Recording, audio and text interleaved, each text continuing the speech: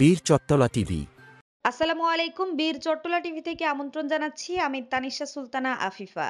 কাবাডিতে range সেরা পিরোজপুর জেলা police. গত ২৮/৪/২০২৫ খ্রিস্টাব্দ বাংলাদেশ পুলিশ কাবাডি চ্যাম্পিয়নশিপ ২০২৫-এর বরিশাল রেঞ্জের খেলা বরগুনা পুলিশ লাইনস মাঠে অনুষ্ঠিত হয়। ফাইনাল খেলায় ঝালকাঠি জেলা পুলিশকে হারিয়ে চ্যাম্পিয়ন হয় পিরোজপুর জেলা পুলিশ দল। তার পরিপ্রেক্ষিতে অদ্য ৭/৫/২০২৫ খ্রিস্টাব্দ বুধবার পিরোজপুর জেলার সুযোগ্য পুলিশ সুপার জনাব খান মোহাম্মদ আবু নাসের মহোদয় জেলা পুলিশ পিরোজপুর কাবাডি দলকে অভিনন্দন জানান এবং টিমের সবাইকে আর্থিক পুরস্কারে পুরস্কৃত করেন।